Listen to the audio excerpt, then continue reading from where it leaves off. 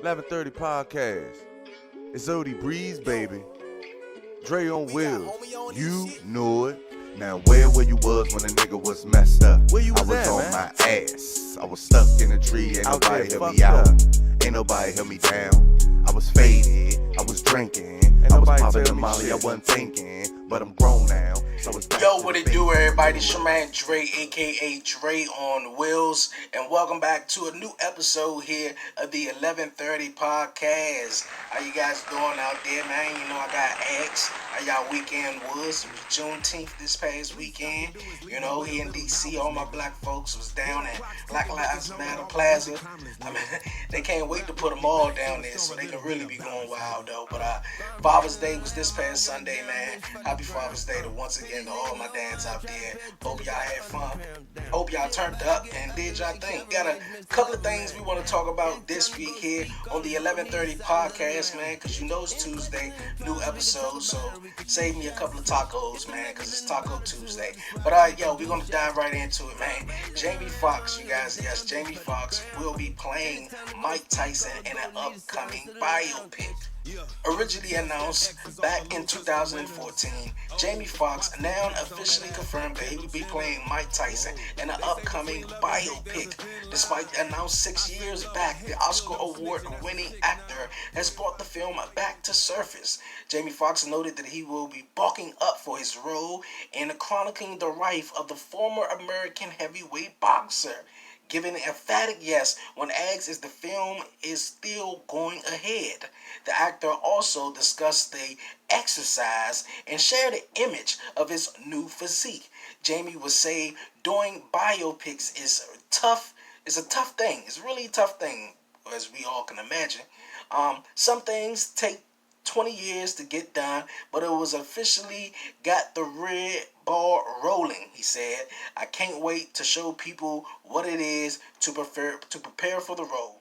So, man, that's going to be dope right there, man. I don't think it's no coincidence. About a month ago that Mike Tyson was getting all up in shape. He was getting in fighting shape. He's having these fights to give back to charity during the whole global pandemic with the economy at a downfall and everything. So with this coming out with Jamie Foxx going to play my man Mike Tyson in this biopic, to me it's not a coincidence. But shout out to Jamie Foxx, man. This is going to be really, really dope for him, man. Jamie Foxx played Ray Charles. You know, I'm going to make it do what it do, baby. You know, but he's going to be playing my man Mike Tyson. So, throughout Mike Tyson's career, you know, I was born in 1990, my 90s baby. But, you know, I really didn't see the whole rise and fall of Mike Tyson. But I know he did come to WWE. I want to know if they're going to touch on that in the upcoming biopic. But probably not, though. But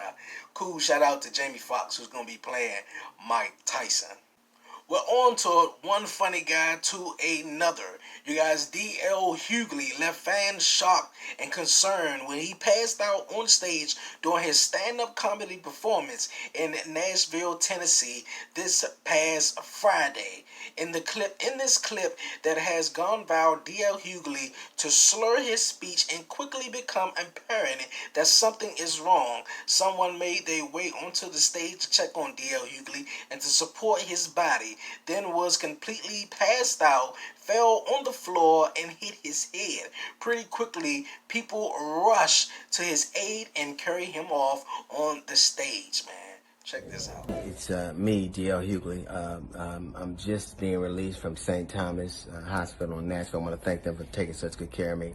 I want to thank you all for your well wishes and your prayers, and you comedians who called and said such evil things when I was scared to death. Thank you too. I really appreciate it. Thank you, everybody, for your prayers and well wishes. When I came, I was being treated for extreme exhaustion and dehydration, which I was very dehydrated. But it turns out they ran a battery of tests, and I also tested positive for COVID-19, which blew me away. I was what they call asymptomatic. I didn't have any symptoms that, other classic symptoms. I didn't have flu-like symptoms. I didn't have shortness of breath. I didn't have difficulty breathing. I didn't have a cough. I didn't have a low-grade fever. I still don't have a fever. I didn't have a loss of smell or taste. Apparently, I just lost consciousness. So, in addition to all the other stuff you have to look out for, if your ass pass out in the middle of a show on stage, you probably need to get tested. So, I am going back to my hotel room to quarantine for 14 days. And, well, thank you for your prayers and your well wishes. And a few more of them wouldn't hurt. So hopefully I won't develop symptoms. Maybe this is as bad as it gets and I'll just pass out over and over again, or not. But thank you. I appreciate your thoughts and your prayers, and they did not go unnoticed or unfelt. Thank you. Yo, man, that's crazy right there, man. Prayers go out to DL Hughley, man. He was also word they got around that he had the coronavirus also, man. And then, you know, that's another thing, man. Things are opening up too quick, man. Just real too quick. You know, we were supposed to see this kind of like ride out, you know, let it ride out for a moment. And it seems though it just happened, and my man on stage trying to earn a living, because a lot of people out here, it's not working, especially comedians, man, are getting hit very hard. So my man wanted to do his thing, man. This probably was a relief for him to get on stage and perform, man. Due to this performance, my man passed out on stage, but he said to be doing just fine. And you guys, man, comedians are not the only one who are getting hard in this pandemic. Well, here in DC, go-go music is officially DC's music. You feel me? If you've grown up in DC, or hell, Maryland or Virginia, you know about go-go. But go-go has been a little struggling, like everything else is going on around the country right now, or the world, because of the pandemic and everything been shut down. But Chuck Brown Foundation is helping the struggling go-go bands, man. That's what's up. Just this year, go-go was declared official music of DC. But many of his bands who brings the funky beats to life are struggling because they have not been able to perform during the pandemic. Some of the bands hit the hardest include Red Ashen, Backyard Band, EU, Serious Company, among other loved bands. Willie Brown, the son of Chuck Brown and founder of the Chuck Brown Foundation, says they'll be providing a safety net for those people within the community by launching a go-go relief campaign. With the help of the fans, they will be collecting donation in order to disperse the money into the different bands. Fans and supporters can visit the Chuck Brown Foundation website to donate via Cash App.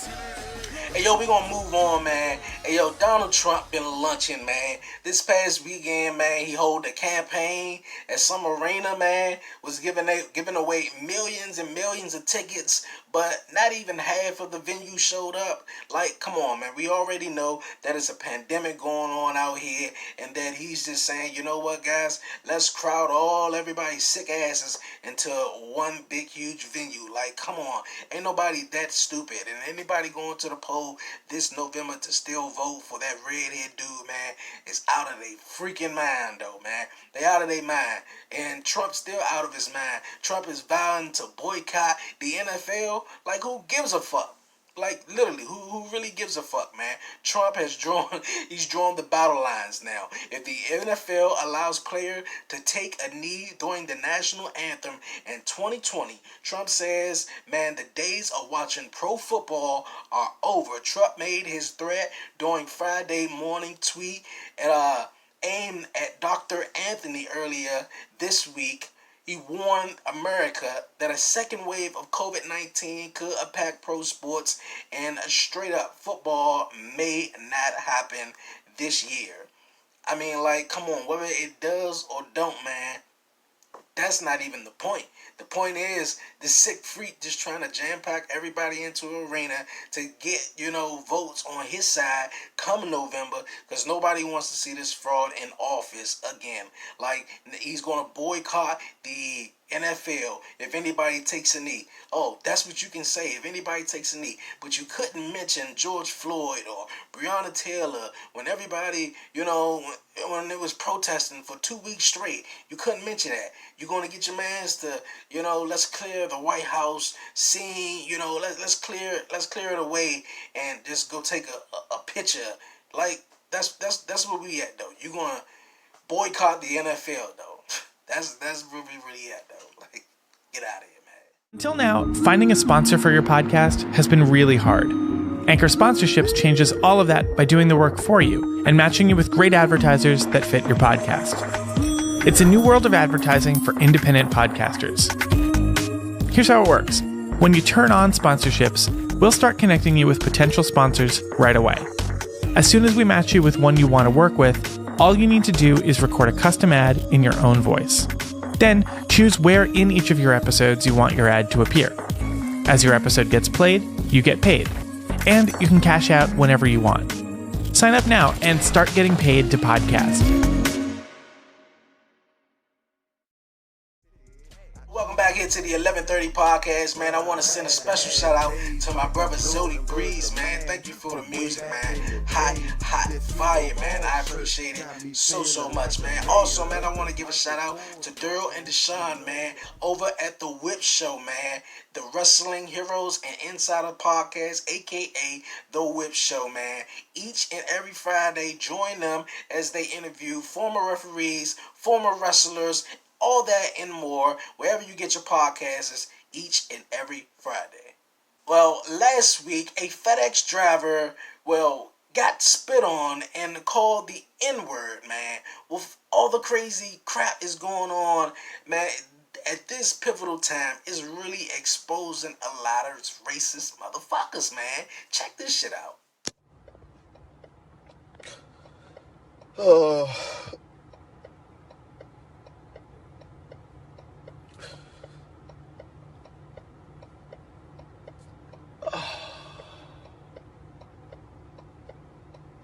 All right.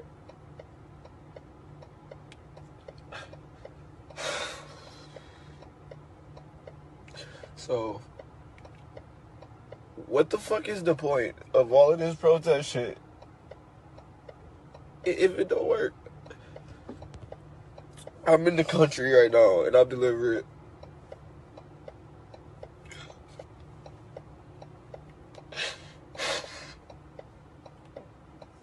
And I'm sitting at a fucking stop and I'm waiting to get out. There's a lot of cars waiting. And as I'm getting the package out the back of the truck, some fucking hick speeds around me, damn near hit me, called me a nigger, and spit on me. Oh my God, dude. I want to bury somebody right now. Why? Why so much hate? Why so much hate? Why? I don't even cry. Like, that shit just... Oh, my God. Almost hit me. Called me a nigger and then spit on me. Spit on me? Really?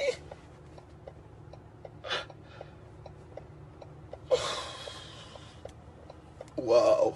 Just wow. Wow. Called me a nigger and spit on me and almost hit me. Wow.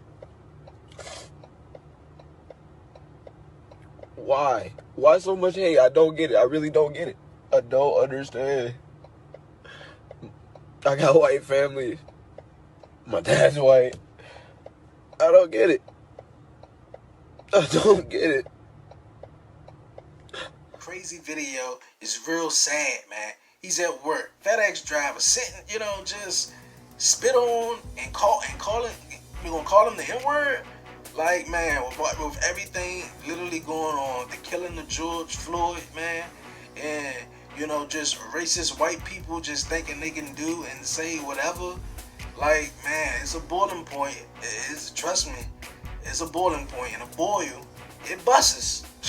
So, man, like, I really don't understand, man. And with that being said, we're gonna move right on to our WTF Moment of the week, and it kind of like go with that right there. But the cop who was involved in the George Floyd case, who was released, I think he's out on bail right now, but he was just roaming the store. I can't remember what store he was in, but he just out roaming the store, and shorty just recognized them and started recording them. What? What's your name? Oh, yeah, that's me. It is you. So you're out of prison. Yes. And you're comfortably shopping in Cub Foods.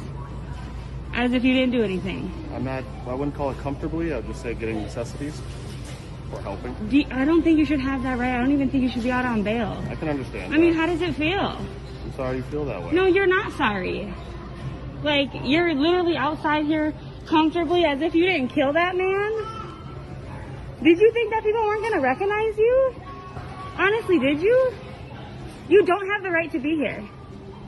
You killed somebody in cold blood. You do not have the right to be here. I'll get my stuff paid for. No, we don't want you to get your stuff. We want you to be locked up. You're honestly in Cub Foods comfortably shopping. Out of prison. Like, what the fuck, do you bro? feel any remorse for what you did? And as you can see in that video, my man didn't have nothing to say. Nothing, though. No apologies. No nothing, though. He just got caught red-handed. Just foam all up in his face, though. Like, you don't even deserve to be here, though. But, I understand what he done and did and didn't even step in to his fellow officers and say, man, get the fuck off his neck or anything, man. I understand that. Let God be the judge, jury, executioner, and, his fate and the rest of his life, man. He know what he did was wrong. All the other cops know what they did was wrong. Man, crazy situation, man. Hey, we're going to move on, man. The Aunt Jemimas and Uncle Ben's changing their logos, though. This is crazy right here, in my opinion, man. Now they saying, after all these times we had these racist logos on these products. They were stereotypes fitting black people, basically, and now basically the racist white people who don't want to get exposed and also don't want to lose their high position and high powered jobs, they are forced to go ahead and change the logos on Aunt Jemima's, which, of course, a lot of black people they didn't mind Black Shorty on Aunt Jemima's right there. They just know she was the one doing the damn thing on the pancakes, making some of that Aunt Jemima's, and Uncle Ben's, man, come on, really, though? Auntie and uncle ain't do nothing to nobody, though. But obviously, they put these motherfucking logos already on the products, already knowing they were racial and stereotypes to, black people. And the white people now, they just don't want to lose their job, man. For real, they just don't want to lose their job in this society where, like I was saying, everything is virtual, everything is digital, man. Everybody got a phone and it's out in your face. It's right there, man. You gotta be careful, man. You gotta be careful. Don't be like Hulk Hogan getting caught saying the N-word just freely, willy-nilly, man. But hey, that's what they do, man. It's like my man DC Young Fly said, man. White people behind closed doors, they say it as freely as they want to, man. Like it ain't nothing. Like it ain't nothing to him. He said it much funnier than I did, though. But it's like it ain't nothing, man. It's really crazy, though. It's really crazy, man. But I'm gonna get on out of here, man. This your man Dre, aka Dre on Wheels, man. And this is the 1130 podcast. I appreciate everybody joining me here this week, man, on the show, man. Don't forget to hit that subscribe button, please, right there. Hit that subscribe button, leave a comment, man. Like this video. Also, like the 1130 podcast on Facebook.